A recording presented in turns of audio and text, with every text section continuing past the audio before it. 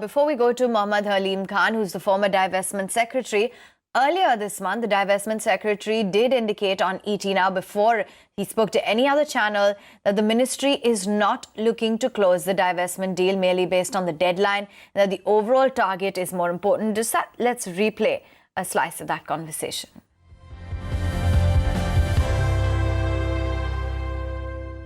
Investment target is important.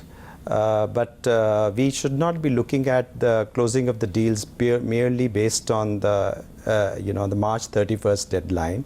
It's actually a pipeline, and the process has to move fast, but it has to move in a very in an established way. There is processes which are well set, and those have to be gone through. There is a multi-layered decision making. There is also an issue of due diligence by the investors and market conditions. Market value has to be maximized for the public assets that we are doing. All these considerations are important, along with the disinvestment target. And disinvestment is not merely dependent on a particular method of disinvestment. We have a bouquet of methods under disinvestment. We have a minority stake sale, where we have OFS, we have got ETFs, where we have got listing of enterprises.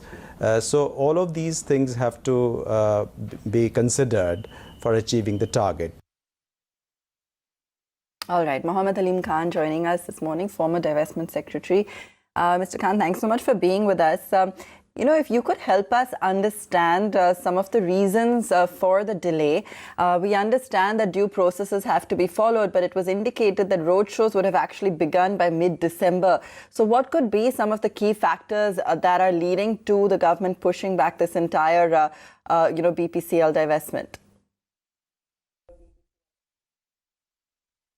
Good morning. See, the reasons for delay, I think the department will be in a better position to explain.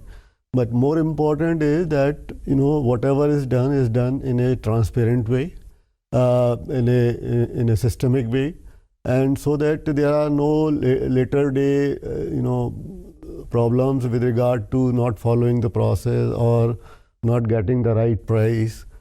So that is more important. I really will not like to comment on what was the reason for the delay, because you need multiple level of approvals. After the budget, then you go to the cabinet, then you go to the group of ministers, and then there are certain due diligence which is required both by the professionals as well as the decision-making authorities. So the process per se is a time taking, especially when you are going for a strategic investment.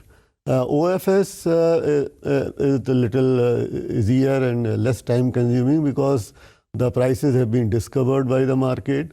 So you only have to go through the technical formalities and decide what percentage you have to further offload. So that is my take on it. Analyzing the repercussions of the target being missed. We understand that the government's rationale perhaps may be that this is a prized national asset and let's not get into, or rather let's not rush into it.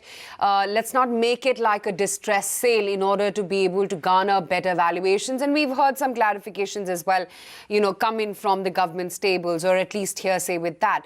But the repercussion is that the government is going to be missing the disinvestment target by a massive 1.5 lakh crore rupees. Would you say that it's fair and just?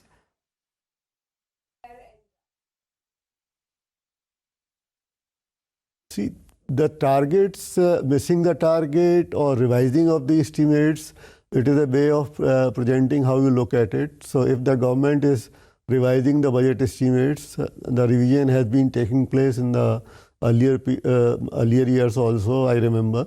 So revision of estimates is not something new, number one. Number two, when it comes to the targets, yes, if you say that this is going to be my target, and if you are not going to achieve it, and at the same time you are not going to revise your estimates, then it looks that something is not very well factored into the revision state of the budget estimates. With regard to missing the targets, well, it is both a plus and a negative also. Plus in the sense that the government is giving a message that they are very keen to discover the right price, sell the product, sell the asset at the right price. They want to go through the process. They don't want to rush up the things which cannot be rushed up. So that is a due respect to the process. So it may be taken as a positive also, and negative because the government has anticipated certain amount of inflows from selling of these certain companies. Now, if they have found out some better way or alternate way of bridging that gap, then I don't think it is going to hurt the expenditure side. But if they have not been able to find the alternate sources, then naturally they will have to compress the expenditure. And how the expenditure compress, which areas are affected, then it is a matter of detail how it is going to play out. Given the fact that, Mr. Khan, we had the government looking to raise something like 1.05 lakh crores by selling their stake in these state-run companies, BPCL, of course, was one of the key components for the divestment this year. Do you think that if we actually do see this delay play out, that the valuations could be better then?